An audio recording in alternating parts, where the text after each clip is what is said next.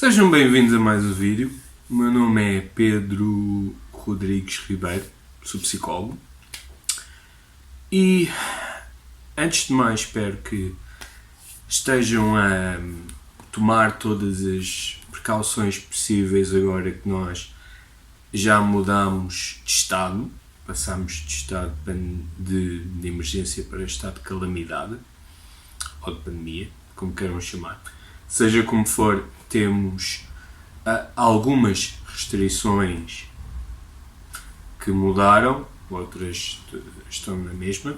No entanto, já temos um bocadinho mais possibilidade de sair e de, para alguns, voltar ao seu trabalho em condições de segurança. Portanto, espero que esteja a correr tudo bem e que possam aproveitar estes momentos.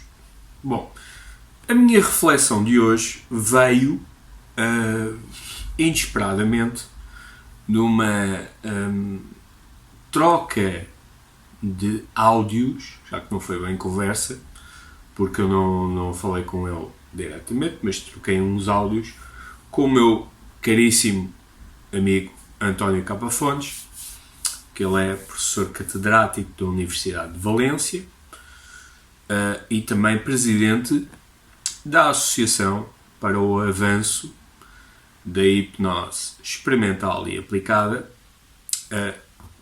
Faz parte dos nossos colegas psicólogos espanhóis. A associação ao qual eu tenho o maior gosto em também ser sócio. E num áudio que eu enviei para o António, eu inclusivamente sugeri que eu pudesse contribuir para as próximas, para alguns dos trabalhos da AEA, considerando que este ano não sabia se podia participar nas jornadas pessoalmente ou não. No entanto, também ainda não sabem se as jornadas vão acontecer fisicamente, já que estamos nesta situação do Covid-19 e de Espanha. E uma proposta que eu fiz, não sabendo que até já tinha sido elaborada,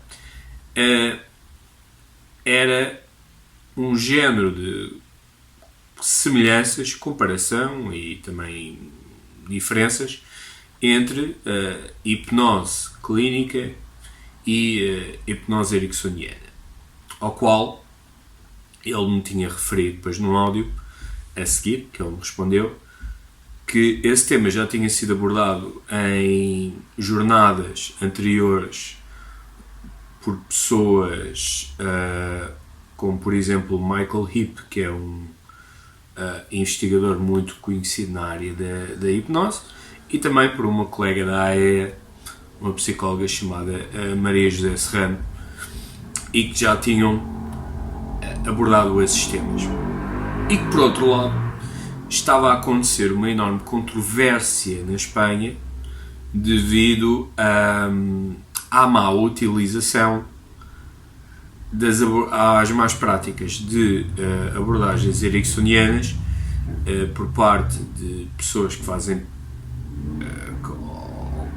ou que estão dentro da estrutura de algum instituto ericksoniano em Espanha, ou pessoas que foram formadas por esses institutos ericksonianos. E como tal, devido a essas más práticas, falar ou lidar com as abordagens ericksonianas em Espanha é um tanto ou quanto pantanoso, considerando todo o trabalho que eles tiveram e que estão a ter no reconhecimento da hipnose, quer a nível do Colégio dos Psicólogos, que é a ordem dos psicólogos deles, ou de até outras áreas da saúde. E isso fez-me pensar e refletir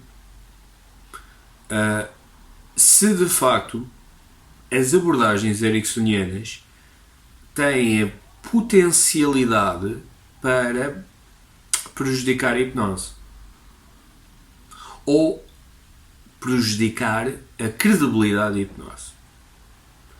Em primeiro lugar, eu considero-me ericksoniano? Bem, em primeiro lugar, eu considero-me uma pessoa ligada à hipnose. Para mim, hipnose é hipnose. Seja hipnose experimental, hipnose clínica ou hipnose ericksoniana. Para mim, hipnose é hipnose. Não obstante, o grosso da minha formação, ao longo destes anos todos, estes 10 anos, é sem dúvida nas abordagens ericksonianas. No entanto, hoje em dia eu considero que as abordagens ericksonianas, ou pelo menos a parte das abordagens ericksonianas destinadas à hipnose, é apenas um estilo diferente de fazer hipnose. Mas no fundo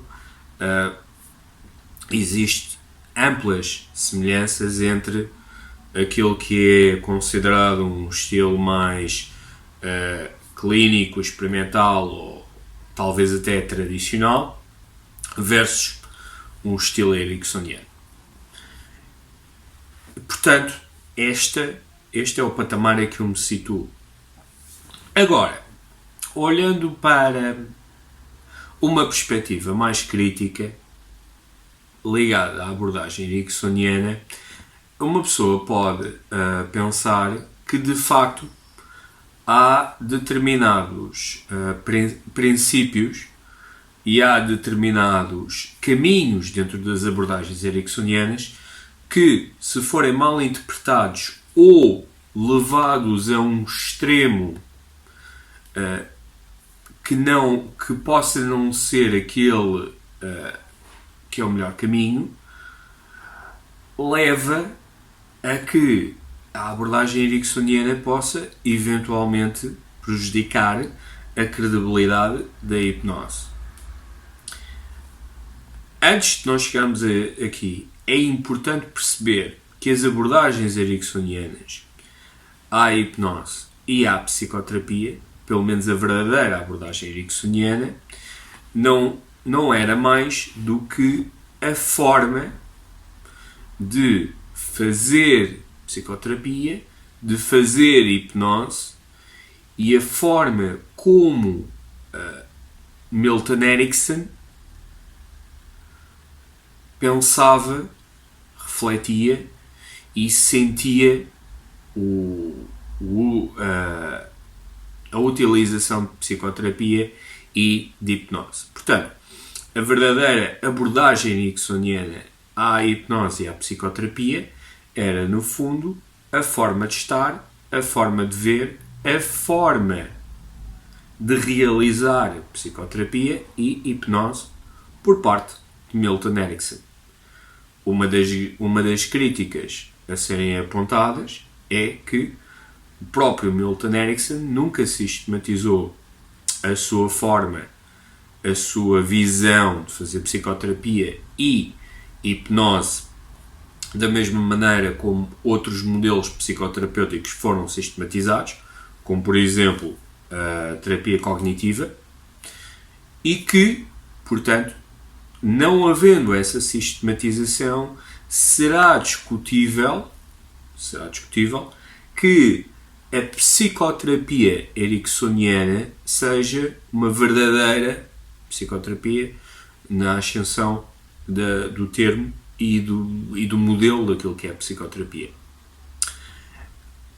Depois, a forma como Milton Erickson ensinava ou transmitia os seus conhecimentos era sobretudo através da experiência.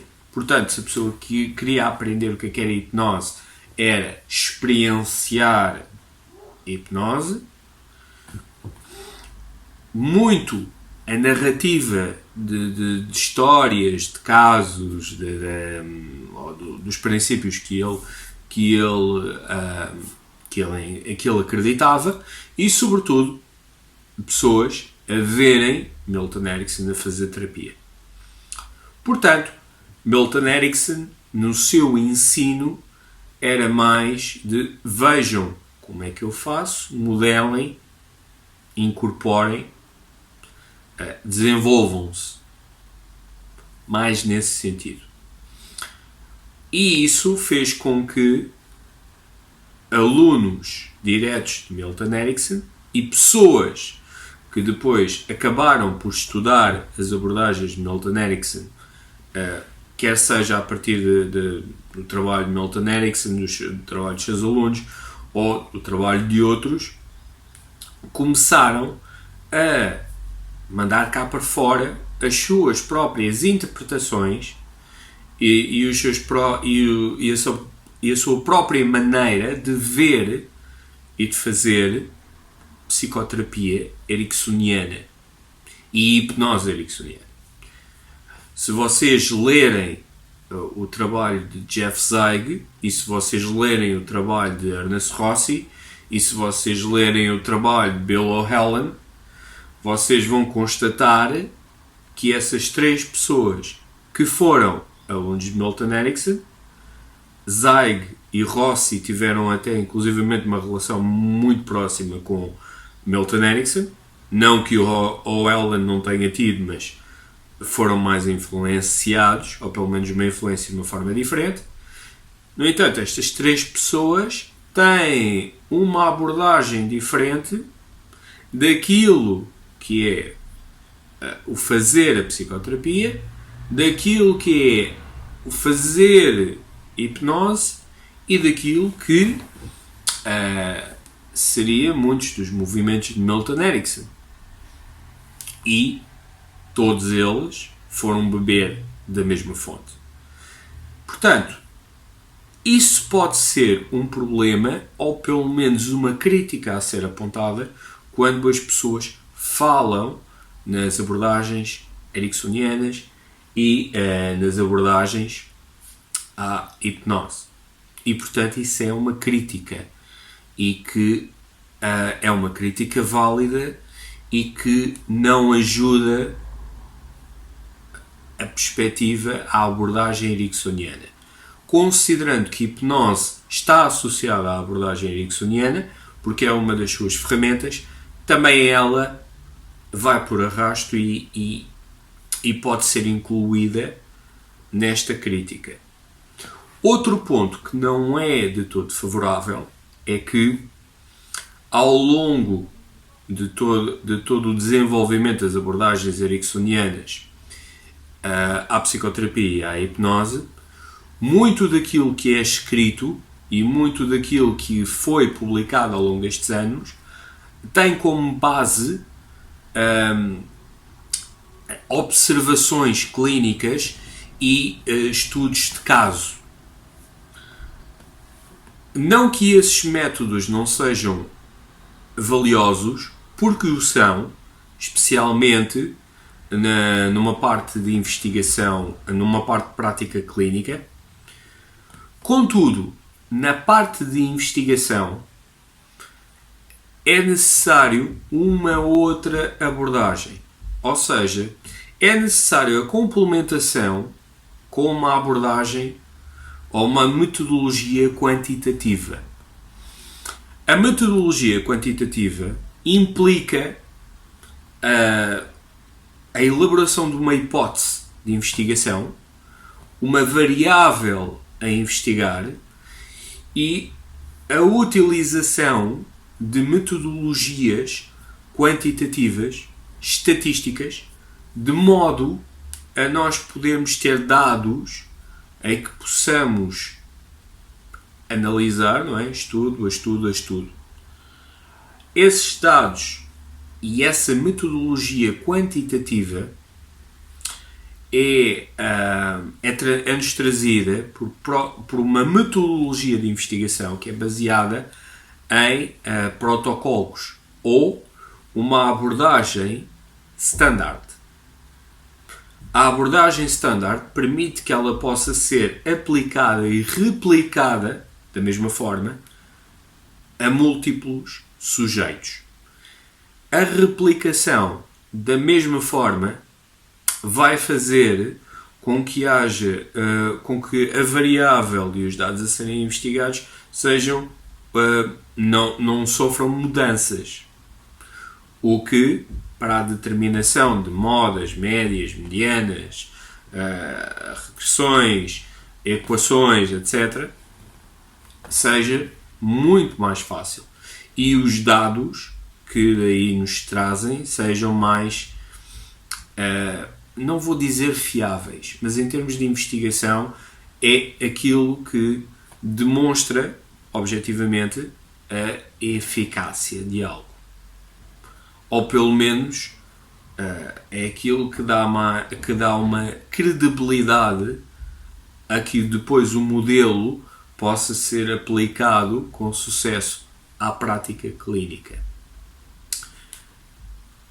Naquilo que diz respeito às abordagens ericksonianas, à psicoterapia e à hipnose, poucos são os dados de investigação, se é que existem alguns, nos termos quantitativos, nos termos de validação do modelo. E isso representa dois problemas. Ao não haver esses dados de validação do modelo, em termos depois de sua aplicação, pelo menos do ponto de vista científico, é mais difícil nós podermos mostrar que aquela forma de fazer terapia, daquela forma de fazer hipnose, tem credibilidade. É sustentada por um corpo teórico de investigação. E que, portanto, os profissionais de saúde, em termos deontológicos, estão restritos ou são sugeridos que na sua prática sejam aplicadas metodologias que tenham investigação. Esse é um problema. O outro problema tem a ver com a natureza das abordagens ericksonianas serem feitas à medida, ou seja, são intervenções criadas especificamente para cada paciente. O terapeuta ericksoniano raramente faz a mesma coisa para duas pessoas. Pressupõe que as pessoas são diferentes e que têm características diferentes, e isso é verdade, e para tal a sua intervenção vai ser construída unicamente para cada pessoa. E em termos de investigação, isto representa um problema, já que não sendo uma abordagem standard, uma abordagem, um protocolo que é idêntico para todas as pessoas, a variável em estudo vai ser muito mais difícil de ser estudada de forma quantitativa. Um exemplo simples pode ser o estudo da eficácia de sugestões.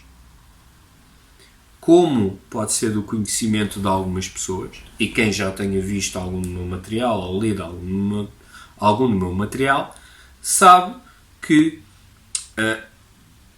uma das características que define as abordagens ericksonianas é a utilização de sugestões indiretas, de sugestões permissivas. Essas sugestões permissivas e indiretas são construídas de acordo com as características do paciente e também da situação em si. O que significa que a forma, a estrutura dessa sugestão vai ser sempre diferente para cada pessoa.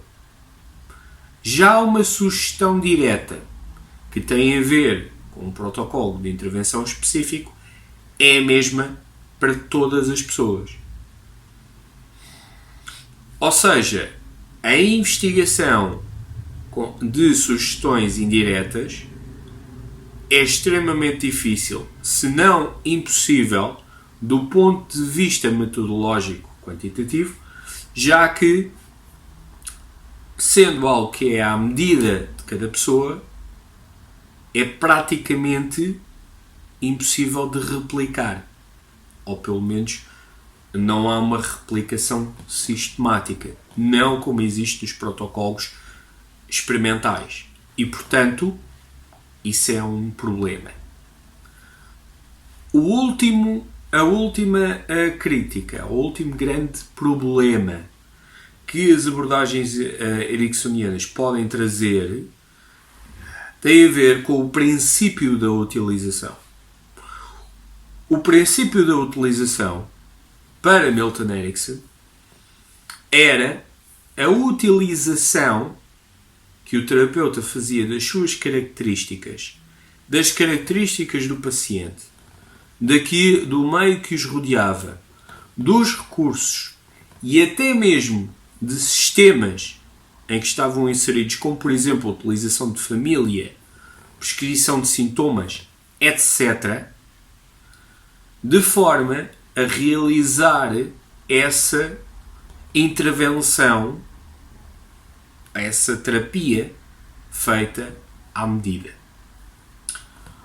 Ora, isto pode nos trazer um problema no sentido em que, se nós levarmos à letra a questão do princípio de utilização, em psicoterapia, nós podemos correr o risco de irmos buscar outras metodologias ou outras nuances que não tenham o mesmo potencial de serem credibilizadas pela ciência, com o único sentido de ajudar o paciente.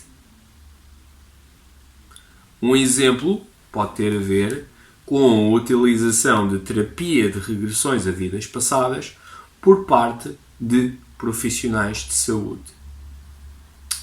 De novo, eu vou buscar a ideia do Código Deontológico da Ordem dos Psicólogos Portugueses, que num dos seus princípios estabelece que o terapeuta, psicólogo, deverá utilizar modelos que tenham suporte científico. Ou seja, modelos que tenham sido investigados empiricamente, experimentalmente e que tenham se demonstrado eficazes. Ora, terapia de regressão a vidas passadas, em termos de investigação empírica, para além de não haver grande investigação, para além de não haver validação, o pouco que existe vai a conclusão é de que as regressões a vidas passadas têm tanta validade como as falsas memórias.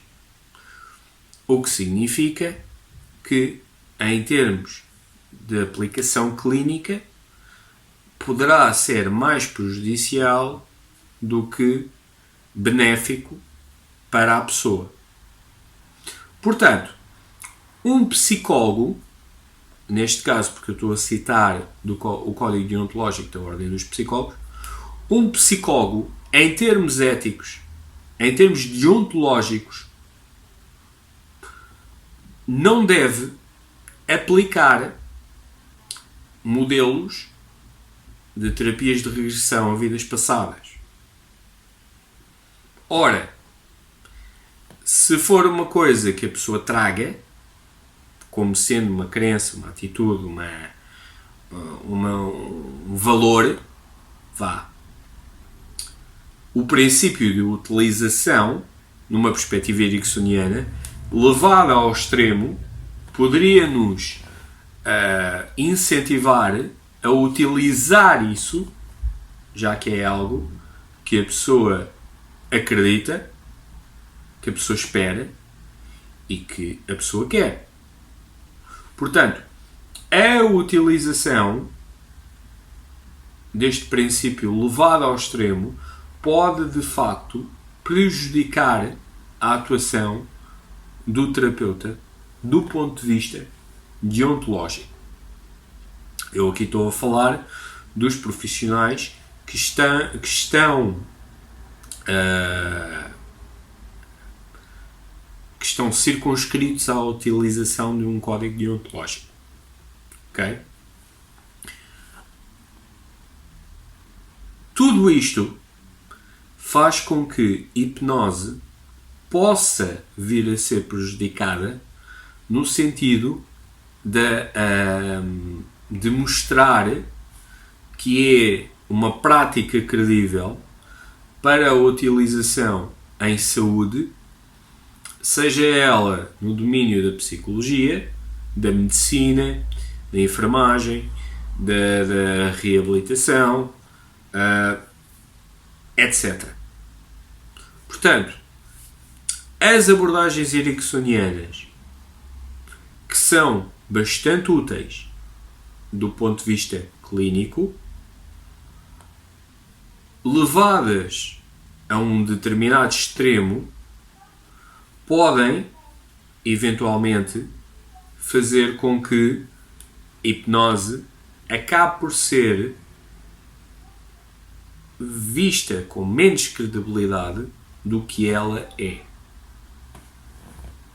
Agora, deixo-vos com esta última reflexão. Sendo que esta perspectiva é possível, tem alguma realidade, é a responsabilidade das abordagens ericksonianas à psicoterapia, à hipnose em si, ou quem as utiliza? Eu diria que a responsabilidade tem a ver com a utilização dessas abordagens por parte de um terapeuta, por parte de um profissional que esteja devidamente treinado. Parece-me a mim que, do ponto de vista clínico, a integração do estilo ericksoniano e de determinados princípios ericksonianos podem ser muito úteis à terapia, a um processo terapêutico, a um paciente, desde que eles sejam regrados com bom senso e sempre do ponto de vista ético e deontológico. Por outro lado, parece-me a mim que as abordagens ericksonianas à psicoterapia e à hipnose vão sempre carecer do facto de não poderem ser investigadas do ponto de vista científico, do ponto de vista experimental. Portanto, todos aqueles que desejem fazer, rapidamente irão dar de caras com uma parede. Pronto. Estas são as minhas reflexões sobre este tema. Eu continuo a defender todas as abordagens da hipnose,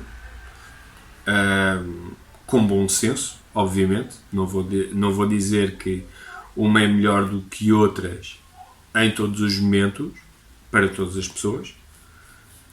Certamente que vai depender de caso a caso, de momento a momento, de problema para problema, mas todas elas têm potencialidade para serem úteis. As abordagens credíveis, pelo menos. Continuo a ser um fã do estilo ericksoniano, aliás, porque no meu caso, para além de ser o grosso da minha formação, é aquele com que eu mais me sinto à vontade. No entanto, qualquer pessoa que procure o desenvolvimento em termos profissionais, o seu desenvolvimento, mas também o desenvolvimento da sua área, no meu entender, tem que estar sempre aberto a ter uma posição crítica, uma postura crítica e refletir e pensar sobre estas coisas. Resta-me agradecer o vosso tempo. Espero que isto tenha sido útil para alguém. Desejo-vos uma boa semana, continuação de um bom levantamento de algumas medidas. Continuem a proteger-se, continuem a cuidar-se, tenham cuidado, estejam em segurança, fiquem bem e até uma próxima.